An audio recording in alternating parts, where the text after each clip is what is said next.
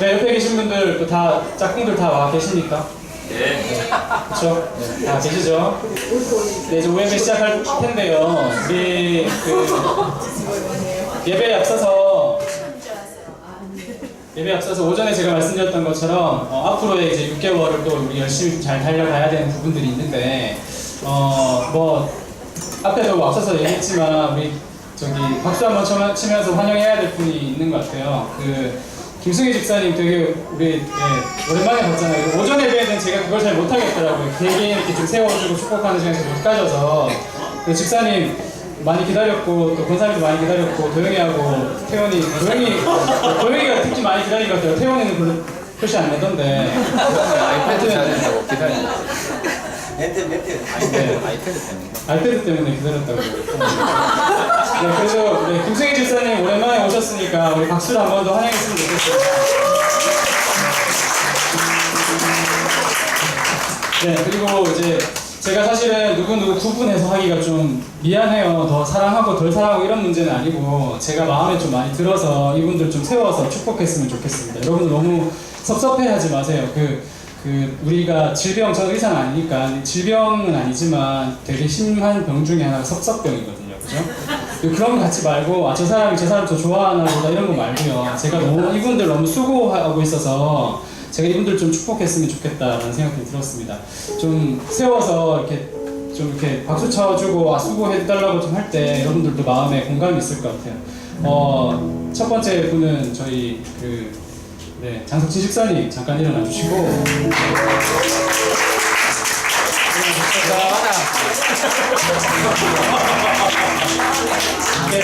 노래 부르고 이런 거 아니니까 너무 노래를 기대하셨는지 모르겠지만 그 다음에 정성중 집사님.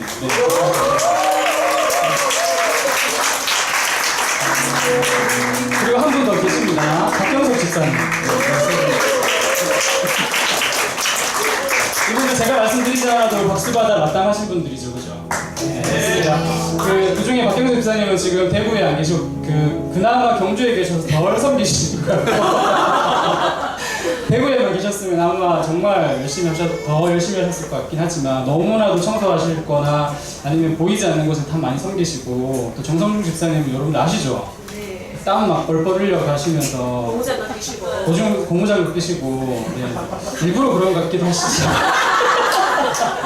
아니 농담입니다. 너무너무 열심히 하셔서 제가 진짜 어리기도 하지만 저희 안수 집사 동기들이시잖아요. 제가 저희 동기 사랑해야 되지 않겠습니까? 네, 제가 최연소기도 하고 형님들 제가 모셔야 된다는 마음은. 그 다음에 우리 정석진 집사님은 정말 장석진 집사님은 뭘 어떤 말로 드려야 될지 모르겠어요. 진짜 많이 수고하셔서 정말 생을 포기하시고 업을 포기하시고 교회를 위해서 매달리시는 네미아와 같은 마음을 가지고 계신 분이셔서 이 세 분이 우리가 박수 칠 때 어떤 마음을 쳐야 되냐면 이분들 지치지 말고 계속 일하셔야 돼요.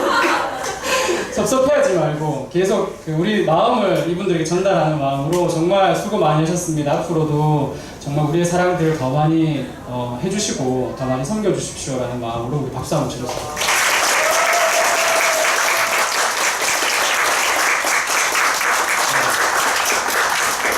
제가 좀 나이가 어리긴 하지만 이분들 너무 큰 형님 뻘들 되시는 분들이 너무 잘 섬겨주셔서 제가 죄송하기도 하고 제가 해드릴 수 있는 게 노래를 해드릴게요. 뭘 할까요? 이렇게라도 칭찬해드리고 격려해드리는 것이 맞다는 생각이 들어서 찬양 시간이지만 여러분 좀 양해를 구합니다. 우리 함께 찬양 드릴 거는 오늘 이 자리에 모인 우리라는 찬양입니다. 앞으로의 6개월은 우리가 이렇게 살았으면 좋겠어요. 정말 성령의 충만한 임재 안에 어둡던 우리의 눈이 밝아져서 하나님의 눈을 바라보는 것, 세상을 바라보는 것이 인간의 그런 강박함이나 또 나약함이나 또 죄된 본성이 아니라 하나님의 겸손함, 그 다음 하나님의 거룩함을 닮아가서 우리 좀 아름답고 멋지게 사는 하림 성도들 2018년의 후반전이 되었으면 좋겠습니다.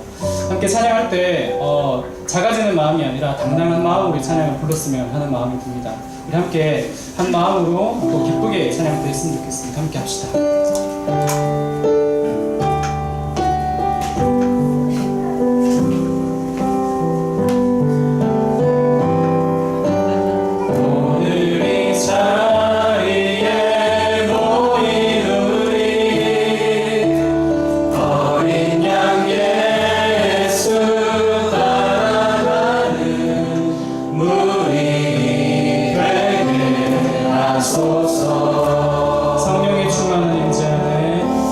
성령의 충만한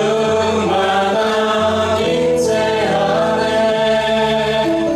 어둡던 우리는 밝아져서 주를 보게 하소서. 당신의 겸손함 당신의 겸손함 당신의 거룩함 당신의 정직함 우리에게 보이사 내 안에 교만함 내 안에 천박함 내 안에 거짓된 모두 벗어버리고 어린 양 예수 따라가는 무리 되게 하소서. 오늘 이 자리에 모인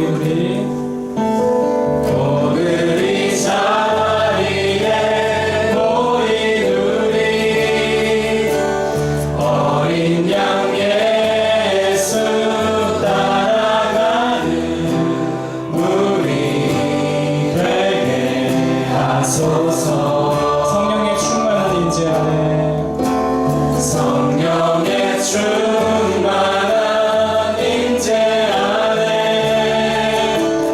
어둡던 우리는 밝아져서 주를 보게 하소서. 네,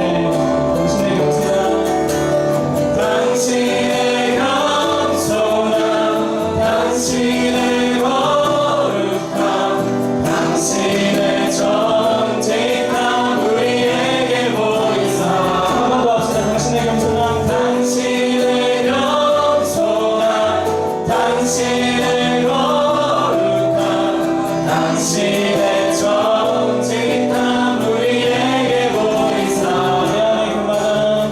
내 안에 교만함 내 안에 천박함 내 안에 거짓된 모두 벗어버리고 어린 양 예수 따라가는 무리 되게 하소서. 우리 함께 기도할 때 찬양했던 것처럼 내가 중심이 아니라 우리 무리가 될 수 있도록 해달라고 기도했으면 좋겠습니다. 하나님이 중심에 서 계시고 나의 신앙뿐만 아니라 나를 비롯해서 우리 성도들 전체가 주일학교부터 시작해서 나이와 상관없이 모든 지체들, 형제들이, 형제 자매들이 한 무리가 되어서 하나님을 따라가고 하나님의 그 거룩함 배우고 하나님의 그 겸손함을 배우고 하나님의 정직함이 우리에게 입어질 수 있도록 해달라고 성도들을 위해서 중보하고 나를 위해서도 기도했으면 좋겠습니다. 함께 기도합시다.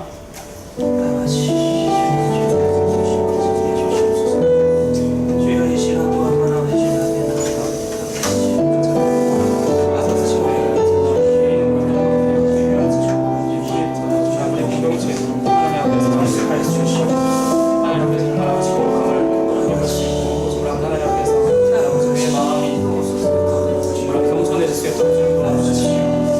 앞에 사람들 성경할 때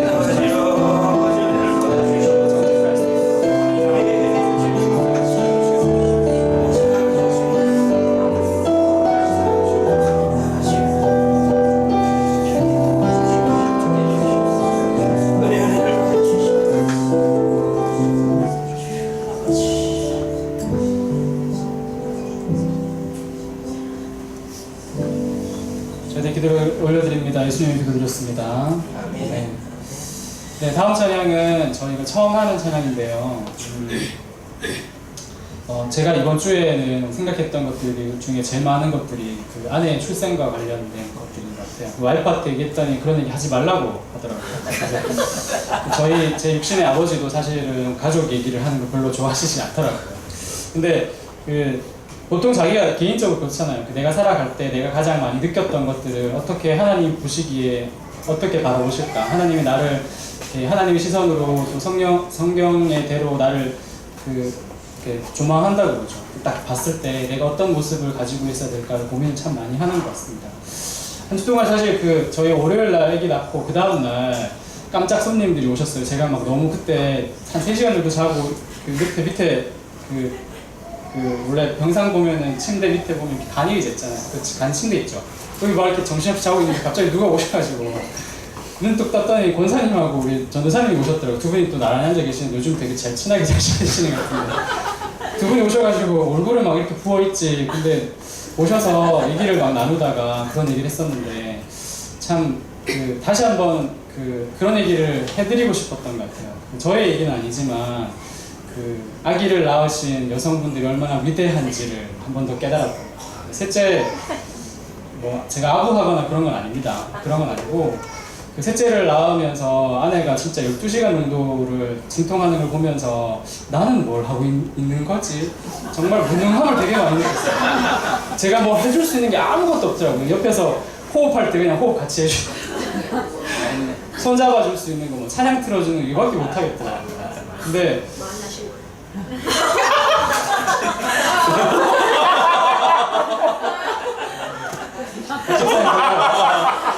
박집사님 제가 의도를 가지고 하는 건 아니니까. 그런데 정말 남자들은 항상 그런 것 같아요. 거기 들어가서 보면 무능함을 많이 느낄 거라는 생각이 들었던 것 같아요.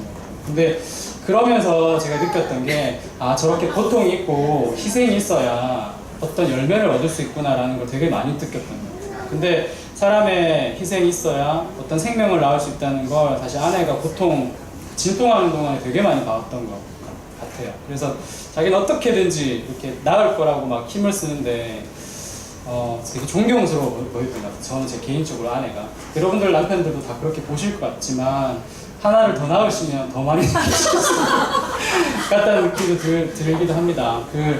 저는 이제 낳았으니까 이제 그런 느낌들을 더 많이 피부에 와닿는 것 같고 여러분께 좀 나누고 싶었던 것 같아요.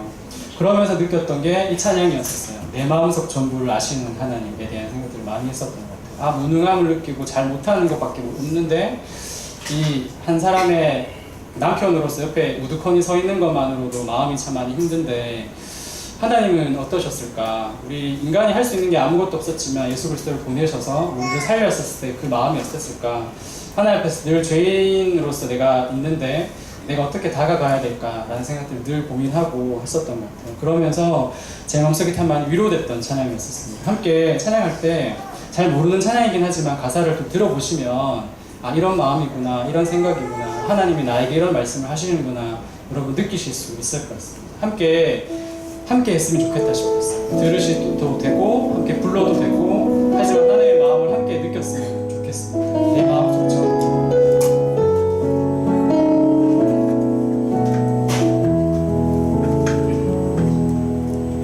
내 마음속 전부를 다 아시는 주님 나 당신께 숨길 것 하나 없네 주 보좌 앞에 나아가 다 하오니 모든 근심과 슬픔 사라지네 주의 맘에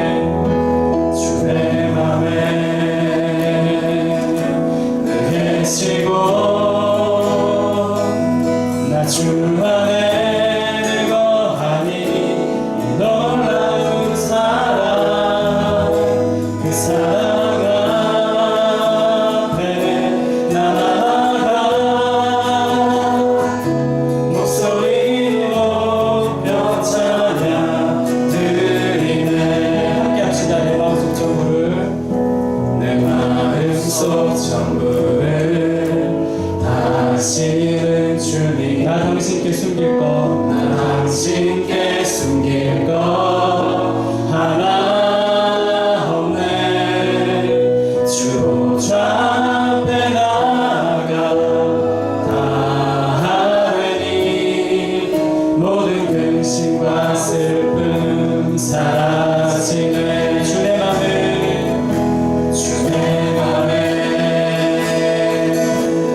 계시고 나 주 안에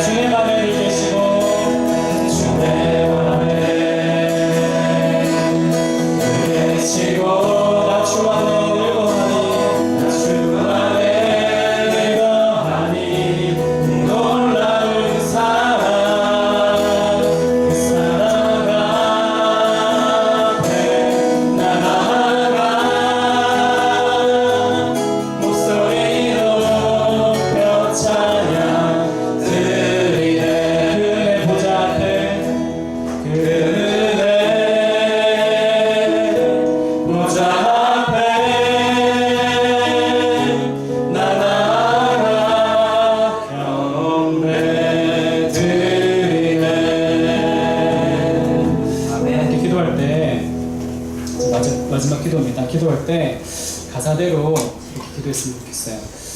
하나님, 당신은 내 마음을 다 아시고 내가 어디에 있든지 주님께서 함께 하십니다. 고백했으면 좋겠습니다. 여러분이 싫든 좋든 또 제가 좋든 싫든 하나님은 우리와 함께 계시겠다고 약속하셨고, 그 약속을 이 세상이 끝날 때까지 지키시겠다고 약속하셨고, 그 약속은 영원히 지켜질 것입니다. 우리가 죽고 우리가 이 땅에서 사라지더라도 그 약속은 영원히 있을 거라고 저는 믿고 있습니다. 우리 마음속에 그렇게 고백했으면 좋겠어요. 주님, 그렇습니다. 내 마음속 전부를 아시는 당신께서 있는 이곳이, 내가 서 있는 그곳이 천국입니다 라는 고백을 함께 했으면 좋겠습니다. 하나님, 당신 나를 사랑하시는 걸 알고 있습니다. 나도 당신을 사랑하길 원합니다. 사랑합니다. 고백했으면 좋겠습니다. 기도합시다.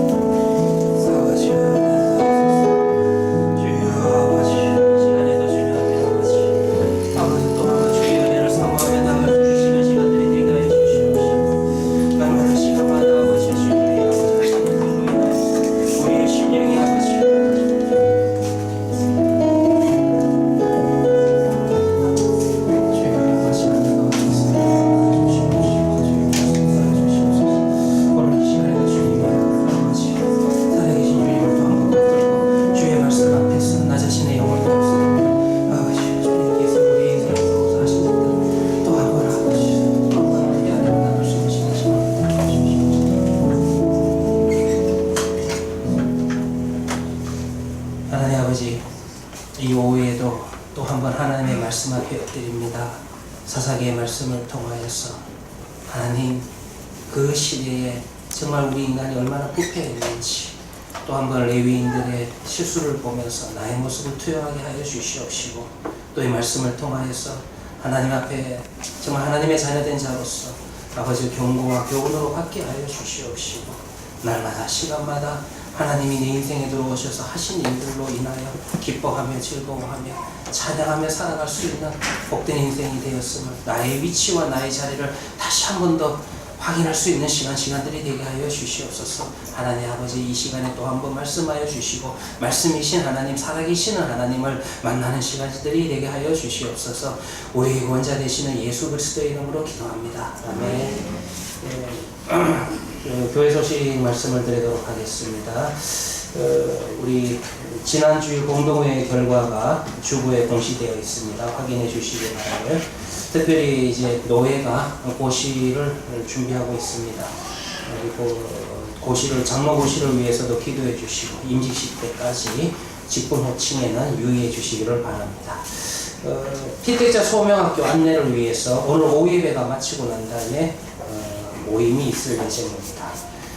중보 기도를 위해서 기도해 주시고요. 그 다음 성경 읽기 표가 준비되어 있습니다. 7월 한 달간 우리 장소가 딱 이제 주중에 평일에 모일 수 있는 장소가 없어서 유치부 여름성경학교가 주일마다 한 달씩 매주마다 여름성경학교가 진행 중에 있습니다. 여러분들이 위에서 격려해 주시고 또 기도해 주시기를 바랍니다. 네, 우리 사사기 19장의 말씀입니다.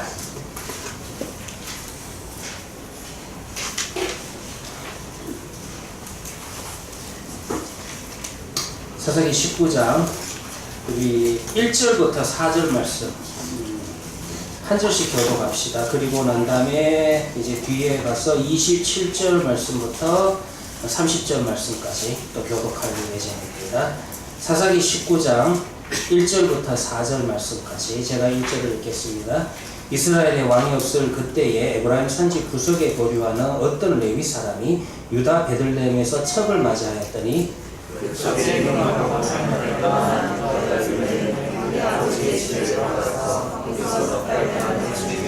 그의 남편이 그 여자에게 다정하게 말하고 그를 데려오고자 하여 하인 한 사람과 나귀 2마리를 데리고 그에게로 가매 여자가 그를 인도하여 아버지의 집에 들어가니 그 여자의 아버지가 그를 보고 기뻐하니라.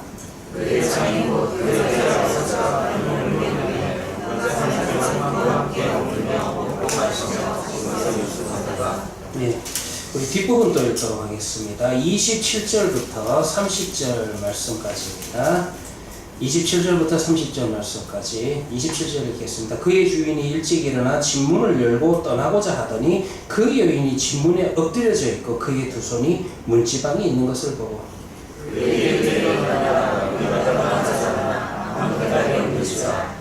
그의 그 집에 이르러서는 칼을 가지고 자기 첩의 시체를 거두어 그 마디를 찍어 12덩이로 나누고 그것을 이스라엘 사방에 두루 보내매.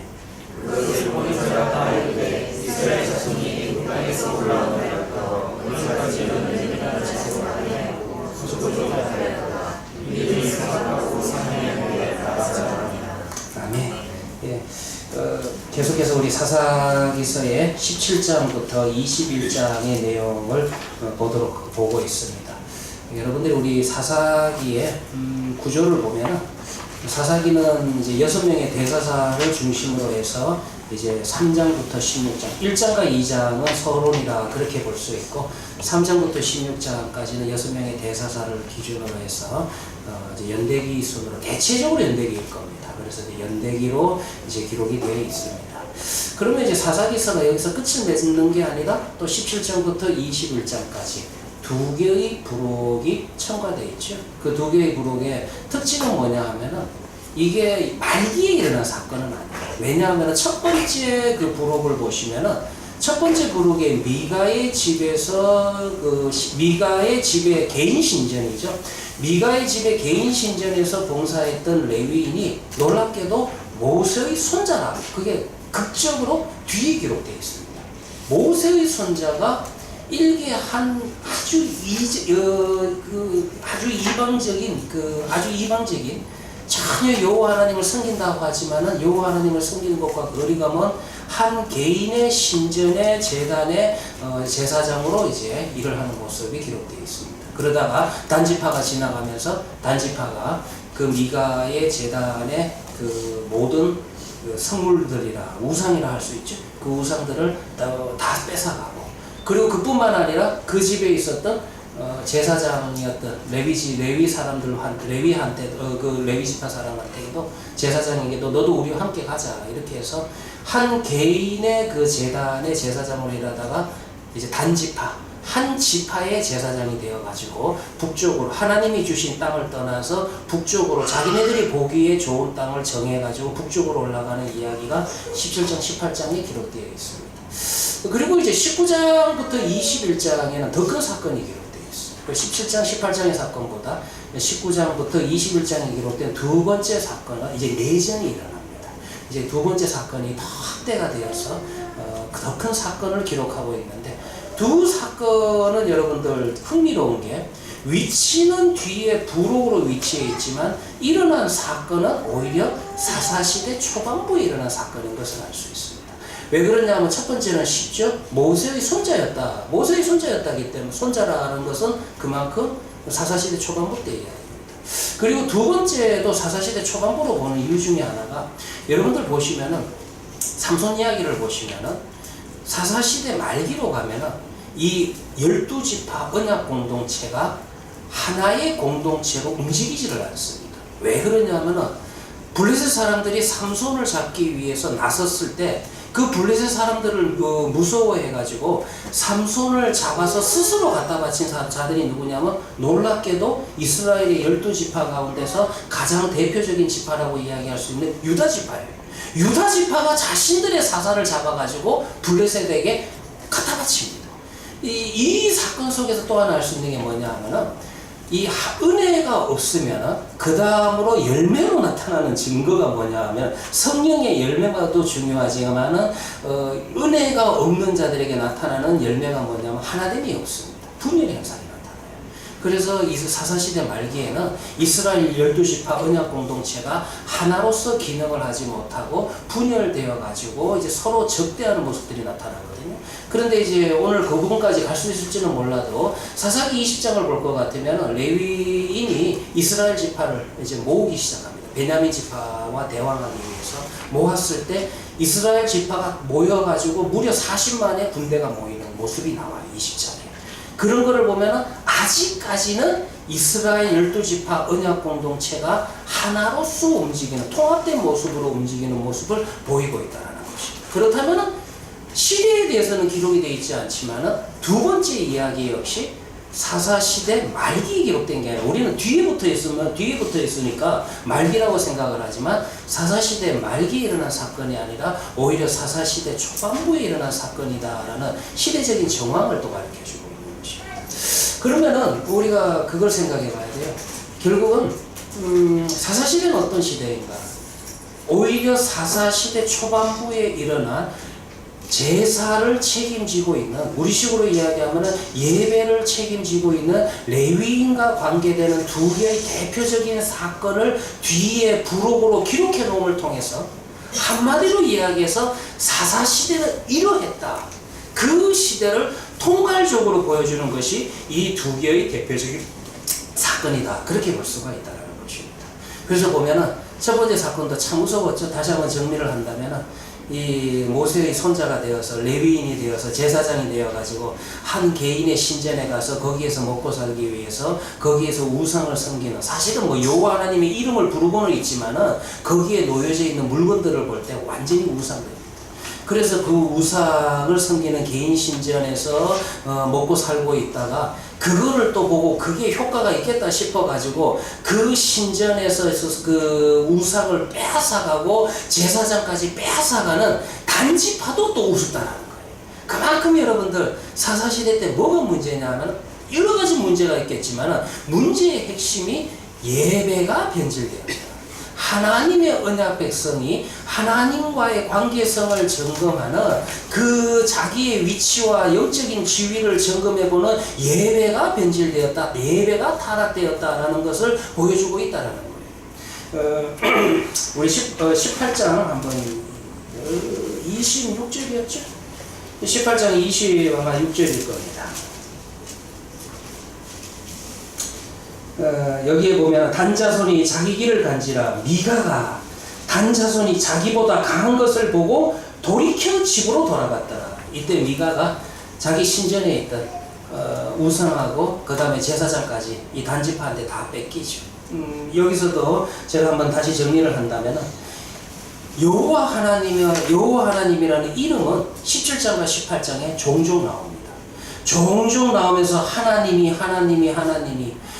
우리를 어디로 보내실지 물어봐라. 하나님이 허락하셨다. 하나님이 허락하실 것이다.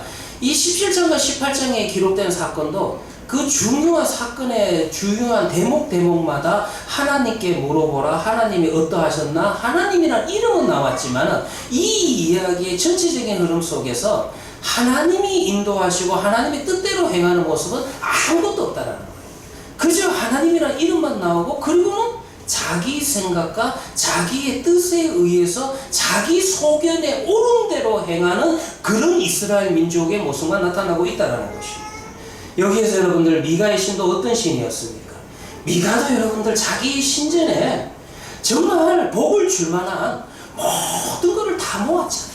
유명한 우상도 모았습니다. 그 다음에 여러분들 에봇도 대제사장의 그 아치마와 같은 대제사장을 상징하는 에봇도 갖다 놨어요. 그 다음에 여러분들 레위 지파의 제사장, 그것도 모세의 라인, 모세의 손자를 제사장으로 앉혀놨습니다. 이렇게 외면적인 모습을 보면은 미가의 신전은 갖출 건 다 갖췄어요. 그러면은 자신이 복을 받을 줄 알았죠. 자신이 강할 줄 알았죠. 그런데 그가 신뢰했던 모든 것이 하루아침 만에 사라집니다. 왜? 더 강한 게 나타나서 그 모든 것을 하루아침 만에 사라지게 만들어 버리게 된다는 것입니다. 그보다 더 강한 것은 반드시 존재한다는 거예요. 참 그럴 수밖에 없습니다. 하나님을 만나지 못하고 우상을 섬기는 자들은 이 우상이 내 인생을 행복하게 만들 것이다, 내 인생을 복되게 만들 것이다, 내 인생을 강하게 만들 거다라고 주장을 하면서 그것을 신뢰하지만 참 신기하죠? 반드시 그보다 더 강한 게 있다는 거예요. 이상할 정도로 그러하다는 거예요. 그보다 더 강한 것은 반드시 존재한다는 것입니다. 결국은 스스로 만든 종교라고 하는 것, 그것은 자기 자신에게 절대 만족을 줄 수 없습니다. 하나님이 없는 종교라고 하는 것은 그 사람에게 절대 만족함을 줄 수 없습니다. 결국은 실망만을 줄 수밖에 없다는 것입니다. 우리가 예수님을 발견하는 것이 그 십자가의 은혜 아래 머무를 수 있다는 것이 그것이 바로 진정한 축복이에요. 우리의 삶은 다른 갈 곳이 없고 다른 곳에 갈 필요도 없이 예수 그리스도의 십자가의 은혜만 있으면 충분하고 그 십자가 아래 머물러야 된다는 거예요. 그곳이 바로 우리가 은혜를 받고 복을 받는 유일한 장소라는 것입니다. 자, 이제 여러분들 강의 한 49페이지를 보시면 결국은 그렇다면 이 사건이 갖는 의미는 이 사사기의 첫 번째 부흥 이야기를 통해서 이 사건이 갖는 이야기는 사사기의 나머지 부분들, 곧 앞에 나온 16장의 내용, 1장부터 16장의 내용과 어떠한 관련이 있는 것인가? 당연히 부록이라고 하는, 우리가 부록이라고 부르지만은 당연히 부록이라는 것은 어떤 이야기에 인위적으로 덧붙여 놓은 것이어서 원래의 흐름에 큰 손상을 주지 않고 제거할 수 있다라고 생각한다. 이렇게 생각하는 게 부록의 특징입니다. 그러나 그렇지 않습니다. 오히려 지금 사사기의 부록을 보면은 앞의 내용을 함축적으로 정리해서 사사시대는 이러했다라는 결론적인 내용을 주고 있는 것이 사사기의 부록의 특징이죠. 그래서 여러분들 이 두 개의 부록이 나오는데 이 두 개의 부록에서 4번 반복되는 단어가 있어요. 문장이 있어요. 이게 결국은 사사기의 결론이라는 것이에요. 사사기의 결론이 뭡니까? 17장 6절에도 보면은 그때에는 이스라엘에 왕이 없으므로 사람마다 자기 소견에 옳은 대로 행하였더라. 왕이 없다? 자기 소견에 내 눈에 보이는 것이 가장 중요하다. 우리의 인생이라고 하는 것은 눈에 보이지 않는 것이 훨씬 더 중요합니다. 눈에 보이지 아니하시는 하나님이 존재하시고 그분이 창조주가 되시고 그분이 구원자가 되시고 나는 그의 피조물이다라는 것을 알고 믿고 인정하는 것이 바로 복된 인생이라는 거예요. 그래서 우리의 인생은, 정말 참된 인생은 눈에 보이는 것보다 눈에 보이지 않는 영적인 세계가 훨씬 더 중요하다는 것을 인정하는 것이 복된 인생이에요. 근데 이 시대는 어떠합니까? 이 시대는 눈에 보이지 아니하는 하나님보다 뭐가 더 중요하다? 내 눈에 보이는 것이 훨씬 더 중요하다. 내 눈앞에 보이는 것이 내 인생을 행복하게 만들고 내 인생을 가게 만든다라고 믿고 의지했던 그 시대라는 거예요. 그래서 이 사사시대를 한마디로 이야기해서 계속해서 여러분들 두 개의 부록이라 제가 이야기할게요. 두 개의 이야기를 뒤에 부록처럼 붙여놓고 4번 반복되는 문장, 이것이 사사기의 핵심적인 신앙이에요. 하나님께서 이 시대를 통해서 우리에게 교훈하시고자 하는 말은 뭐다? 하나님이 없다 이거예요. 하나님이 나를 다스리는 게 필요 없다는 거예요. 우리는 왕이 필요 없다. 하나님의 왕적인 통치가 필요 없다. 우리는 오직 우리의 소견대로 내 눈에 보이는 대로 내가 좋은 대로 행하던 시대, 그 시대가 바로 그의 사사시대였다. 그래서 17장 6절에도 보면은 사람마다 자기 소견에 옳은 대로 행하였다. 그 다음에 18장도 어떻게 시작했습니까? 1절에 볼 것 같으면 그때에 이스라엘에 왕이 없었다. 그렇게 이야기하죠. 그리고 또 이제 우리가 19장에 읽었지만은 19장 1절의 내용도 이스라엘에 왕이 없을 그때에 그렇게 이야기하고 마지막에 사사기를 끝내면서도요. 21장 25절을 볼 것 같으면은 그때에 이스라엘에 왕이 없으므로 사람이 각각 그 소견에 옳은 대로 행하였다. 이것이 사사기의 결론이라는 것입니다. 결국은 이 네 구절이 사사기의 결론이라 사사기의 중심 주제를 나타내는 후렴구와 같은 반복 구절이 되게 된다는 것입니다. 자, 그리고 이렇게도 볼 수 있습니다. 49페이지 밑에서 한 7번째 줄 정도를 보시면은 결국은 이제 이렇게도 우리가 생각해 볼 수 있죠. 어떤 한 민족이 여호와 보시기에 악한 일을 선택하였다면 그들은 자신들 보기에 옳은 일을 선택할 수도 있다는 것입니다. 이것이 지극히 당연한 것입니다. 하나님을 거역하는 행동은 필연적으로 자신을 높이고 자기 스스로 결정하는 행동으로 나아갈 수밖에 없다는 것입니다. 사사들이 나오는 3장부터 16장의 이야기는 어떻게 우리가 정의를 내릴 수 있습니까? 3장부터 16장의 내용은 한마디로 당신의 뜻이 이루어지지 않을 것입니다. 이렇게 요약할 수 있습니다. 그렇게 되면은 어떻게 됩니까? 그거에 대한 결론으로 나오는 것이 17장부터 21장의 내용입니다. 17장부터 21장의 내용은 한마디로 내 뜻이 이루어질 겁니다. 그거예요. 3장부터 16장은 하나님 당신 뜻대로 되지 않을 겁니다. 이게 내용이에요. 그러니 그 다음 뭐가 나오는 겁니까? 17장부터 21장은 내 뜻이 이루어질 것입니다. 그 이야기가 나타나고 있다는 것입니다.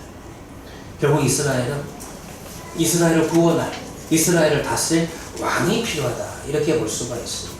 자, 그리고 난 다음에 두 번째 부록이죠. 역시 이번에도 레위인이 주인공으로 등장을 합니다. 어떻게 표현해야 될까요? 17장부터 18장에 나타났던 미가의 집에서 일했던, 그 다음에 단지파의 지파 제사장으로 옮겼던 레위인은 상당히 기회주의자라 이렇게 이야기할 수 있겠죠. 그냥 강한 데 붙어가지고 여기 붙었다가 저기 붙었다가 이렇게 어느 쪽이 좀 더 나에게 기회를 줄 것인가, 뭐 원칙은 없습니다. 하나님에 대한 원칙, 신앙적인 원칙, 그런 것은 없고 오직 강한 데 붙는 전형적으로 기회주의자적인 그런 레위인이 17장부터 18장에 나오는 레위인이다 이렇게 볼 수 있습니다. 그러면 이제 19장부터 등장하는 21장까지 주인공일 거예요. 19장부터 21장에 등장하는 이 레위인은 어떤 레위인인가? 전형적으로 무감각주의자다. 제가 이렇게 표현하겠습니다. 저 강의 안에도 적어놨지만은 19장부터 21장에 등장하는 레위인은 전형적으로 무감각주의자다. 그렇게 이야기할 수 있습니다. 아까 이야기를 정리하면은 이미 여러분들 우리가 19장의 내용을 좀 읽었지만은 이런 내용입니다. 읽어보시면은 레위인이 이제 자기 첩을 찾으러 갔다가 그 첩을 폭력배한테 뺏겨가지고 이제 죽게 됩니다. 그리고 난 다음에 그 첩의 시체를 12조각을 내가지고 그것을 이스라엘 지파로 보내가지고 이제 원래 처음에는 베냐민 지파 보고 너희들이 그 나쁜 짓을 한 사람 불량배들을 내놓아라 그렇게 이야기했는데 내놓지를 또 않아요. 여기서도 또 문제가 있고요.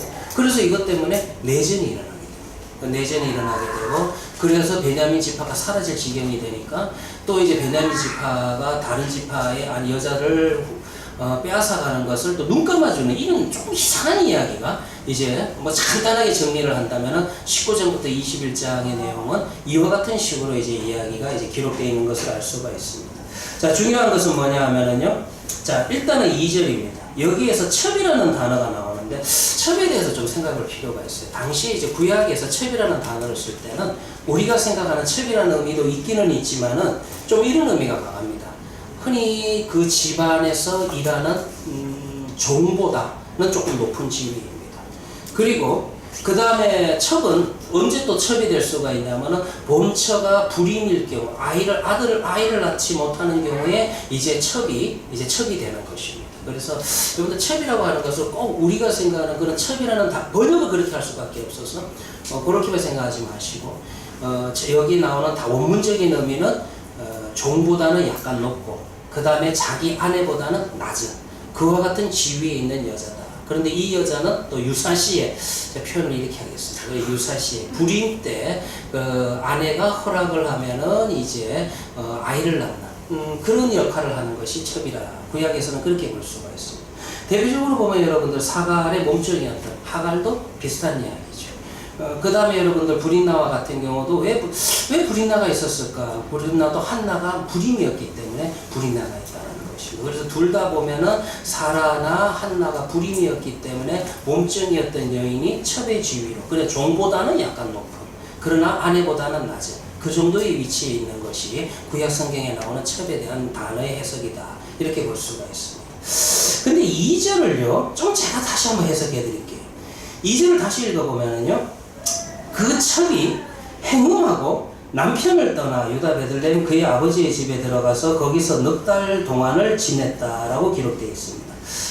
한글 개혁개정에 따라서 이해를 한다면 첩이 뭔가 바람을 펴가지고 그래가지고 도망을 쳤고 친정으로 도망을 쳤고 그래가지고 이 레위 사람이 장인어른한테 가가지고 그래가지고 화해를 하고 그 여자를 또 데려왔다. 이렇게 쉽게 생각할 수는 있습니다. 근데 그렇게 보면 약간 문제가 하나 있어요. 무슨 문제가 있냐 하면은요. 물론 여러분들 여기 행음했다라고 하는 히브리어가 이게 자나라고 하는 히브리어를 쓰는데 이게 여러분들 꼭 행음했다라는 그런 의미가 아니에요. 무슨 말이냐 하면은 화를 냈다. 사실은 그 의미가 들어가는 거예요. 그러니까 지금 무슨 말이냐 하면은 그 뭔지는 몰라도요. 이 여인이 여러분들 당시에는 고대 근동 사회에서 해금을 했다 하면은 그 동네에서 여러분들 처형을 당하게 됩니다. 근데 지금 보시면 처형을 당한 게 아니라 자기 아버지 친정집으로 가버린 거예요. 그리고 이 레위인은 그래도 이 첩을 다시 찾아오고자 가서 위로해서 데리고 왔다. 여기 그 다음 보면은 그 마음의 위로해서 데려왔다. 또 그렇게 번역을 하거든요. 이걸 다시 한번 좀 해석을 하면은 이게 처음부터 제가 보는 관점에서는 행음이라고 번역했던 그 단어 자체에 좀 문제가 있는 게 아닌가. 사라라고 하는 게 행음이라는 의미가 없습니다. 정확하게 이야기하면은 화를 냈다. 지금 무슨 말인지는 몰라도 이 레위인과 이 첩 사이에 싸움이 일어난 거예요. 말다툼이 일어난 거예요. 그래서 에이쌍 해가지고 그래가지고 이 첩이 자기 친정집으로 가버리는 거예요. 짐 싸가지고. 그러니까 뭐예요?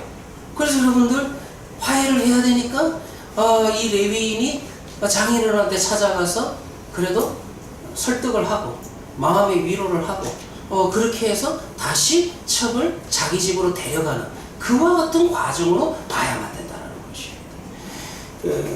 왜냐하면 여기서 여러분들 철저하게 나중에 이 부분까지 이야기를 하겠지만 여기에서 철저하게 악한 자가 누구냐면 레위인이에요. 레위인이 정말 악합니다. 그렇기 때문에 레위인의 행동 속에서 마치 이 첩이 떠난 것이 첩의 잘못으로 인해서 떠났다라고 하는 것은 전체 지금 이야기의 흐름상 맞지가 않다는 거예요. 그래서 이 원문은 그렇게 해석하는 게 아니라 이게 여러분들 저만 그렇게 해석한 게 아니라 최근에 여러분들 다시 번역돼 나온 성경 새 번역을 보면은 새 번역이 더 정확합니다. 그래서 새 번역을 제가 읽어드릴게요. 새 번역 19장 2절을 보면은 그러나 무슨 일로 화가 난 그 여자는 그리고 여기에도 첩이란 단어를 안 쓰죠. 그 여자라 그렇게 단어를 씁니다. 이 첩이라는 것도 사실은 좀 생각을 해봐야 돼요. 이게 첩인지 아내인지 고민이 되는 부분은 있습니다. 그래서 새 번역이 조금 더 정확하게 번역을 한 것 같아요. 그러나 무슨 일로 화가 난 그 여자는 그를 떠나 유다 땅의 베들레헴에 있는 자기 친정집으로 돌아가서 넉 달 동안이나 머물러 있었다. 저는 이 번역을 더 지지합니다. 이렇게 본다면은 이제 두 사람이 화가 났고, 자 그리고 이제 또 하나 여기서 우리가 더 흥미로운 것은 여기 지금 강의 안에 제가 질문도 던져놨지만은 그녀는 왜 남편을 떠나서 아버지에게 돌아갔을까? 그리고 또 하나 재밌는 거는 남편은 왜 넉 달이나 기다려서 찾아갔을까? 이것도 한번 생각해 봐야 돼요. 그래서 행음했다라고 번역하기는 어렵다는 것입니다. 3절에 볼 것 같으면 이제 찾아가서 레위인이 그 여인에게 다정하게 말했다. 원문으로 이야기한다면 조금 더 직역을 한다면 마음의 말을 했다. 마음의 말을 했다. 그러니까 여기서 보면 누가 사과하는 거예요? 첩이 사과하는 겁니까? 지금 레위인이 사과를 하는 겁니까? 레위인이 사과를 하고 있어요. 근데 여러분들 우리 개역개정 번역에 따라서 행음을 했다 하면 누가 지금 사과해야 돼? 누가 빌어야 돼요? 첩이 빌어야 되는데 3절을 보면은 오히려 레위인이 지금 사과를 하는 내용이 나오고 있다는 거예요. 그렇기 때문에 2절에 행음이다라고 하는 것은 새 번역을 따라서 번역을 하는 게 낫고 그와 같은 의미 속에서 뭔지 몰라도 레위인이 그 여자에게 화를 냈는데 그래서 그 여자가 친정집으로 갔는데 그래서 레위인이 그 친정집에 따라가서 장인집에 가서 그 여인에게 진정으로 마음으로 사과를 하고 다시 화해를 하는 그런 과정이 계속해서 기록되어 있는 것을 알 수가 있다는 것입니다. 자, 아무튼요. 또 하나 재밌는 것은 이런 부분도 있어요. 그리고 여러분들 성경에 보면 왜 여러분들 이게 첩으로 보는 것보다는 여기에 그래서 여러분들 새 번역이 그 여자는 이라고 번역을 했는데요. 이게 첩인지 본천지도 잘 모르겠어요. 왜냐하면 잘 보시면은 지금 19장에서 이 내용을 계속해서 읽어보시면은 그 여인은 계속해서 아내보다는 첩으로 불리지만은 그녀의 아버지는 레위인의 장인으로 부르고 있어요. 그러니까 이것도 번역에 일관성은 없습니다. 여자를 향해서는 계속해서 첩이라고 번역을 했는데 그런데 이 첩의 아버지에게는 어떻게 번역하고 있어요? 장인이다, 장인이다, 장인이다. 그러니까 이게 좀 모호하다는 것입니다. 그렇기 때문에 이게 첩인지 본처인지도 지금 모호하기 때문에 세 번역이 그 여자라. 이렇게 번역한 게 훨씬 더 의미 있는 번역이다. 그렇게 볼 수가 있습니다. 자, 아무튼 그런 상태 속에서 그는 사위를 설득해서 닷새 동안이나 자기 집에 머물게 합니다. 그리고 자기 딸과 함께 보낼 수 있도록 그렇게 기회를 준다라는 것입니다. 그리고 여기에서도 보면은요, 자, 흥미로운 것은 오히려 장인이 훨씬 더 적극적입니다.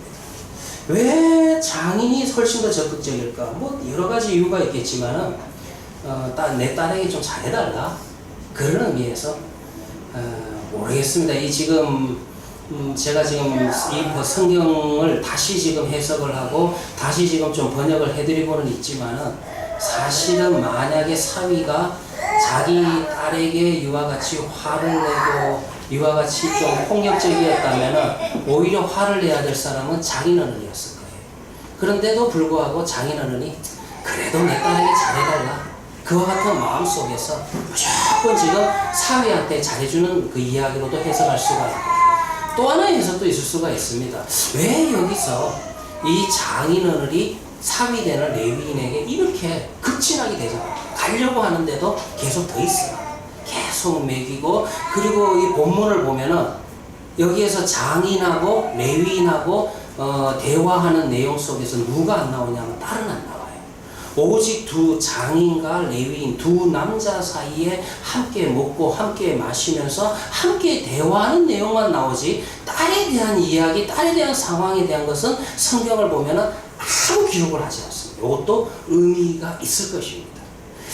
생각을 해본다면은 첫 번째로 해석을 해본다면은 왜 장인이 이렇게 잘해주는 걸까? 그래도 뭐 사위니까 내 딸에게 잘해달라. 그와 같은 의미로 잘해주는 거다. 이렇게 평범하게 해석할 수도 있고 고대근동적인 의미로도 또 해석할 수가 있을 겁니다. 두 번째로 뭐냐 하면 혹시라도 결혼 지참금 돌려 못 받을까 싶어가지고 제가 전년번에도 한번 오전 예배 때 설교해드렸지. 당신이 여러분들 오히려 여자가 시집을 갈 때는 재산을 상속하는 의미로서 지참금을 줬고 그 지참금은 결혼생활 동안에도 남편에게 속하는 것이 아니라 그 여자에게 속하고 그 다음에 두 사람 사이가 갈라질 때도 그 지참금은 여자가 가져가는 것이 일반적인 것이다. 그런데 고대 근동 사회에는 어떤 문제가 있었냐면은 그렇게 여자가 지참금을 가지고 시집을 오면은 그 지참금을 빼앗아 버리고 돌려주지가 않는 거예요.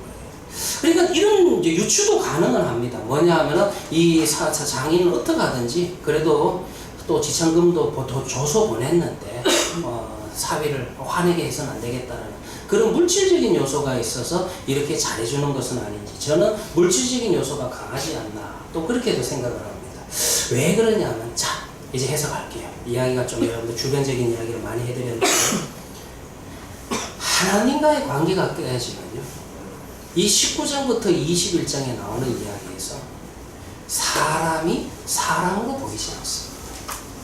사람을요 하나님의 모양과 형상으로 대하는 것이 아니라 영적인 시각으로 사람의 영혼을 살피는 것이 아니라 사람을 물질로만 보게 된다는 것, 재물로만 보게 된다는 것, 물질에 의해서 사람을 판단하게 된다는 것. 이것은 결과론적입니다. 왜냐하면 17장과 18장에 나오는 첫 번째 이야기에서 레위인의 예배가 완전히 변질되어 있는 것을 알 수가 있습니다. 하나님과의 관계가 완전히 하나님과의 관계를 점검하고 온전케 하고 회복하는 것은 예배를 통해서 점검하고 회복해 될 수 있는데 이 예배가 이렇게 변질되었으니 하나님과의 관계성이 완전히 파괴될 수밖에 없는 결과를 낳게 됩니다. 하나님과의 관계가 파괴가 되면 그 다음으로 나타나는 것은 사람과 사람 사이에 이와 같은 물질적인 관계로만 사람을 대하게 된다는 것입니다. 왜 그러냐 하면요 여기서 보세요. 여기서 정말로 지금 중요한 것은 누구냐 하면은 레위인의 여자가 중요한 거예요. 그런데 지금 이 이야기를 쭉 읽어보면은 나중에 이 레위인의 여자가 아주 비참하게 살해당하는데 이 여자에 대한 이야기는 안 나옵니다. 이 여자의 생각이나 이 여자가 무슨 말을 했는지 대화는 전혀 없어요. 그러면 성경은 일부러 여러분들 깜빡하고 안 적어놓은 걸까요? 아니죠. 성경의 의도와 목적이 있는 것이요. 지금 여기에서도 지금 사위와 장인 간의 대화만 기록되어 있지, 여기에서 여자는 어떤 생각을 했고 여자가 어떤 좀 마음을 가지고 있고, 여자가 솔직히 이 문제도 마찬가지잖아요. 여자가 용서하느냐 마느냐 누가 결정해야 되냐면 이 레위인의 여자가 결정해야 돼요. 그런데 여기서도 보면요, 레위인의 여자는 빠져있고 아무 결정권이 없습니다. 오직 누구하고만 이야기하고 있어요. 오직 이 레위인과 장인되는 두 남자 사이에만 이야기가 오고 갈 뿐이라는 것이죠. 이것도 여러분들 의미심장할 뿐만 아니라, 그리고 또 하나 재밌는 것은 여기에서도 이런 내용들을 통해서 보면 아버지와 남편 모두 이 여자를 그저 물질로서, 물건으로서 대할 뿐이라는 것입니다. 자, 여러분들 볼 것 같으면 10절을 한번 볼까요? 우리 아까 읽지는 않았지만 10절을 보면 흥미로운 게 하나 있어요.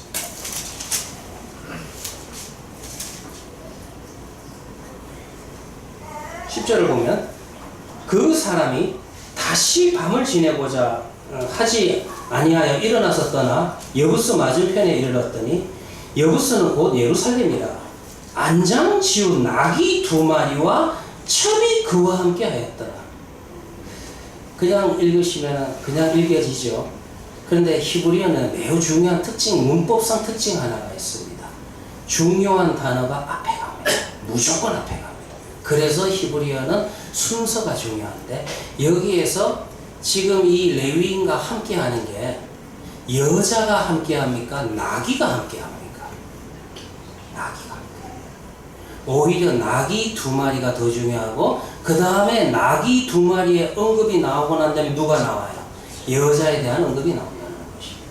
이와 같은 문장 구조를 통해서 이 레위는 여자보다 뭐가 더 중요하다? 나귀 2마리가 더 중요합니다. 그리고 또 하나 여러분들, 그리고 또 하나 생각해 보면은 나귀가 2마리다. 여기 그때 성경 19장을 읽어보시면 여기 등장하는 사람은 몇 명이냐 하면 3명이에요. 왜냐하면 레위인과 그 다음에 레위인의 그 아내 되는 여자와 한 명이 더 있어요. 누가 더 있습니까? 종이 있습니다. 자, 그러면 이제 여러분들 잘 생각해 보셔야 됩니다. 19장에 등장하는 인물은 몇 명이라고요? 3명이에요. 이제 그런데 길을 떠나는데 나귀는 몇 마리라고? 3마리입니까? 2마리입니까? 2마리예요. 그러면 여러분들 누가 탔을까요? 나귀 2마리에 누가 탔을까요? 이걸 한번 잠도 오는데 질문으로 던져볼까요?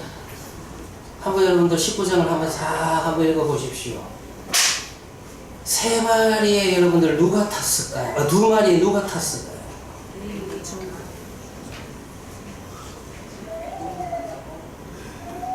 힌트 11절과 13절 볼까요? 여러분들 이제 나귀 2마리가 준비됐죠? 10절에서 난장 지은 나귀 2마리와 첩이 그와 함께 하였더라. 그리고 여러분들 11절부터 13절에 보면 누구와의 대화만 나옵니까? 네, 종하고 주인하고만 대화한다. 여기에 대화한다라고 하는 말은 옆에서 말을 한다는 거예요. 그러면은 누가 나귀를 탔어요? 종이 나귀를 탄 거예요. 11절과 13절을 보면 레위인과 종에 대해만 나오는 것을 알 수가 있습니다.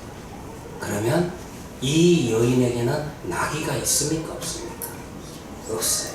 그냥 걸어서 뒤를 따르고 있다는 것입니다. 지금 이 남편이라고 이야기할 수 있는 레위 사람은요, 여인에 대한, 아내에 대한 배려가 전혀 없습니다. 아주 무정합니다. 아버지도 역시 제가 볼 때는 무정한 건 동일한 거예요. 아버지나 레위 사람 남편이나 당시 문화를 따르고 있다는 것입니다. 그저 여러분들 여자는 물건이니까. 여자보다 뭐가 더 비싸다? 미안한 말이지만 나귀가 더 비쌉니다. 그러니 여러분들 나귀가 먼저 언급이 돼요. 그리고 여러분들 이때 처음부터 이게 의도가 그러했던 게 3절을 잘 보세요. 3절을 우리 읽었지만은 그의 남편이 그 여자에게 다정하게 말하고 그를 데려오고자 하여 하인 한 사람과 낙이 몇 마리를 데리고 갔다?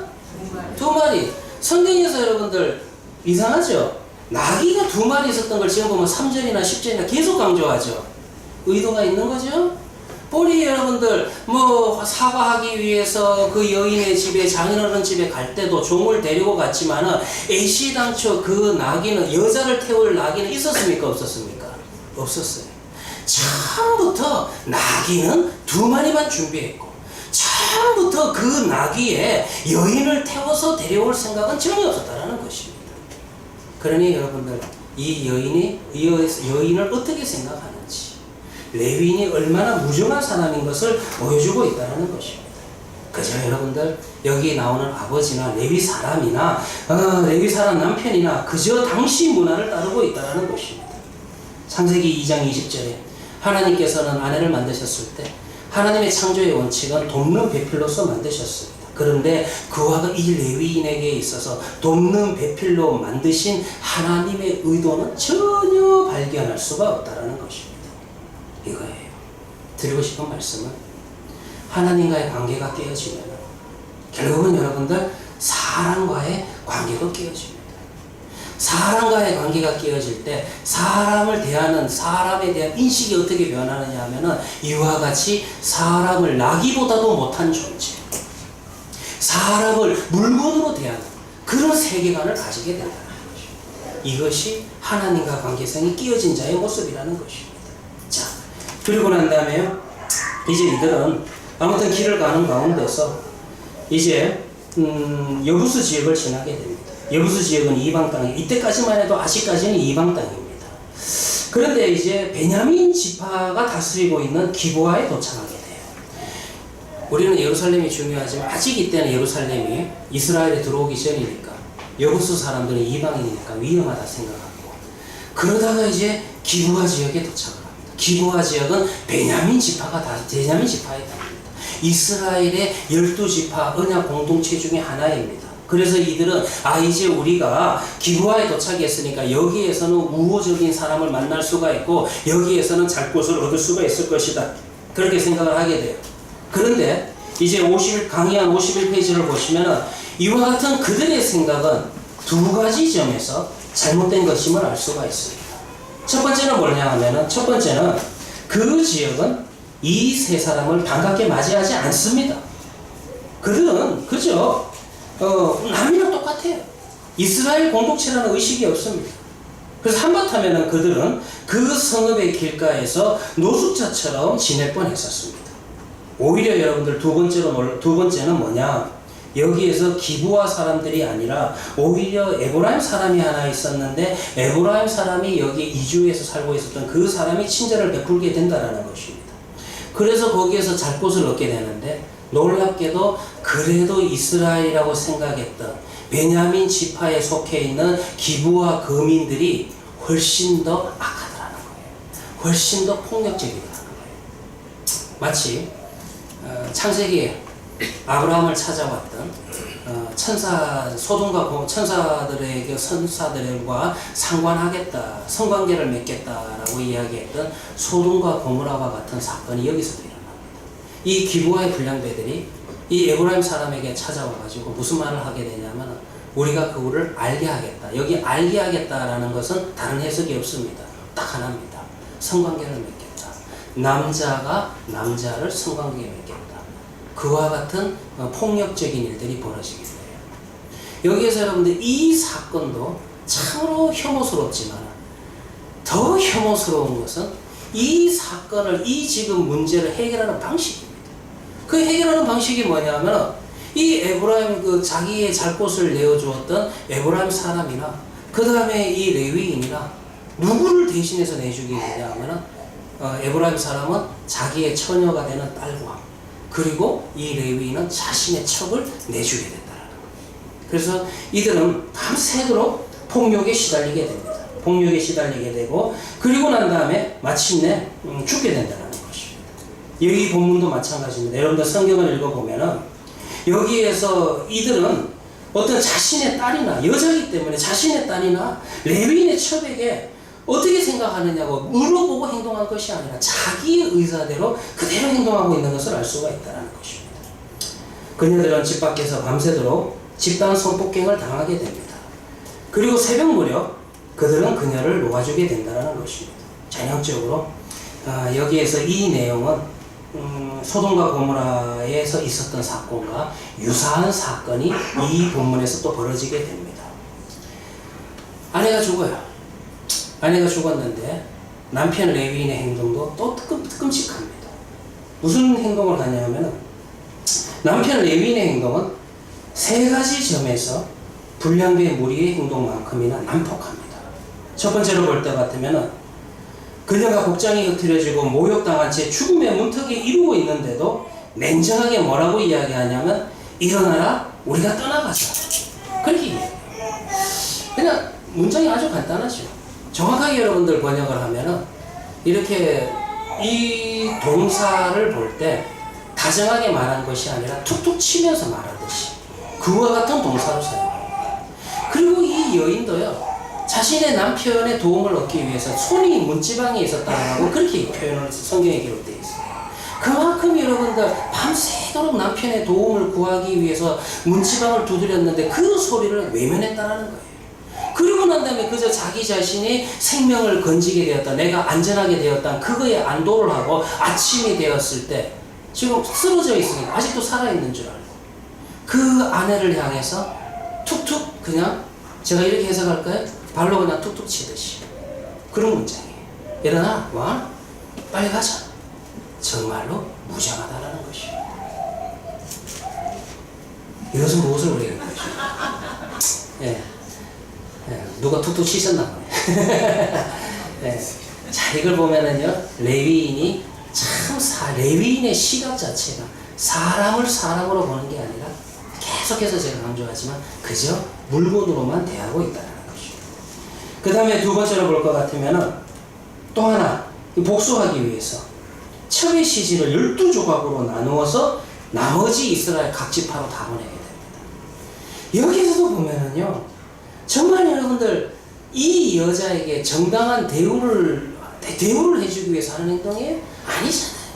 어떻게 그 시체를 12조각을 내가지고 자기 자신의 복수를 위해 가지고 여기에서도 여전히 여자에 대한 대접은 죽고 난 시체에 대해서도 여자에 대한 대접은 전혀 없다는 것입니다.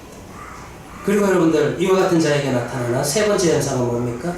그 세 번째 현상은 이 기부와의 불량배들이 행한 일들에 대해서 좀 거짓말을 해요. 나중에 여러분들 20장의 내용을 읽어보면은 20장 5절에 보면은 기부와의 불량배들이 나를 죽이려 했다. 근데 사실 그게 아니죠. 이 레위인을 죽이려 했던 것이 아니라 레위인과 성관계를 맺으려 했어요. 동성애를 맺으려 했었어요. 그건 약간 비슷하긴 하지만 그래도 다르다는 것이죠. 그런데 레위인이 나를 죽이려 했다라고 그렇게 문제를 왜곡하는 것을 알 수가 있습니다. 그리고 여기서 또 하나 뭐냐 하면은 성경을 보면은 이 레위인이 자신의 첩을 문 밖으로 내보냈어요. 사실은 이 첩을 문 밖으로 밀어낸 것은 남편 되는 레위인이 밀어냈는데도 마치 기브아의 그 불량배들이 자기 자신을 죽이려 한 것처럼 그렇게 문제를 이제 바꾸어서 이야기하는 모습을 볼 수가 있다는 것입니다. 자, 이제 좀 결론을 내립시다. 이 본문을 보면서요, 누가 더 나빠요? 여기서 철저하게 여러분들 철저하게 여러분들 전혀 여러분들 중요한 인물이지만은 그 여인의 생각이나 말 하나도 여러분들 기록되지 않은 사람이 하나 나옵니다. 그 사람이 누구냐면 바로 레위인의 여인이에요. 이 땅에 태어났지만은 사람으로서 산 것이 아니라 당시 여러분들 물건으로서만 대함을 당하게 되는 것이죠. 하나님은 그 여인을 지금 보고 계시는 겁니다. 그리고 여러분들 이 내용 속에서 물론 성폭행을 저질렀던 기부아 사람들의 악행도 악하지만은 여기에서 여러분들 레위인을 한번 비교해 보시면 누가 더 악합니까? 50보 100보인지는 몰라도 하나님의 예배를 책임져야 되는 레위인이 얼마나 악한 모습을 보이고 있는지 잘 알 수가 있다는 것입니다. 자, 여러분들 우리는 결국은 이 19장의 사건에서 무엇을 알아야 됩니까? 17장부터 계속해서 강조하지만은 레위인처럼 하나님을 두려워하지 않으면 사람을 물질로 보게 된다는 것입니다. 유물론이 멀리 있는 것이 아닙니다. 사람을 물질로 대하게 되고 사람을 대함에 있어서 내 중심에서 판단하고 비판을 하게 됩니다. 이 모습은요, 신약에 가면은 예수님을 대항했던 그 율법 교사들의 모습과 동일합니다. 그들도 그들이 가지고 있는 장로의 유전, 율법주의를 가지고 사람을 판단해가지고 니는 구원을 받니, 누구는 구원을 못 받니, 죄인이니 의인이니 자신이 하나님의 자리에 대해서 판단을 하게 된다는 것입니다. 이것이 어떻게 보면은 하나님과의 관계가 어그러진 자에게 나타나는 인간을 대하는 자연스러운 모습이 되게 된다는 것입니다. 그래서 여러분들 또 하나 보면은 우리 인간은 죄성이 있어서 다 나에 대해서 좋게 이야기하는 그와 같은 속성이 있습니다. 온전한 사실을 말하지 않는 죄악이 나에게도 있다는 것입니다. 그런데 이제 20장에 보면은 40만의 군대가 모여가지고 여호와 이름을 막 부릅니다. 근데 여러분들 이제 20장 이야기는 다음 주에 하겠지만 이들이 40만의 군대가 모여서 여호와 이름을 부르지만 실질적으로 그 안에는 하나님은 존재하지 않는다는 것입니다. 이들은 왕이 없어요. 이들은 왕이 필요하지 않습니다. 정말 이들에게 필요한 것은 이들을 구하시고 이들을 다스리시고 이들을 인도하시는 여호와 하나님, 왕이 필요하다는 것입니다. 그 이야기가 이 본문에 기록되어 있는 것이고 이 본문을 통해서 우리 역시 여호와 하나님이 우리 인생에서 어떤 존재가 되어야 되는지 다시 한번 교훈으로 삼으시기를 바랍니다. 주기도문으로 마치도록 하겠습니다. 하늘에 계신 우리 아버지여, 이름이 거룩히 여김을 받으시오며 나라의 임하시오며 뜻이 하늘에서 이루어진 것 같이 땅에서도 이루어지이다. 오늘날 우리에게 일용할 양식을 주옵시고 우리가 우리에게 죄진 자를 사하여 준 것 같이 우리 죄를 사하여 주옵시고 우리를 시험에 들게 하지 마옵시고 다만 악에 쏘옵소서. 내게 나라와 권세와 영광이 아버지께 영원히 싸움나이다. 아멘. 네, 오 성경 강계를 마쳤습니다. 화장실 갔다 오시고 난 다음에 우리 피택자들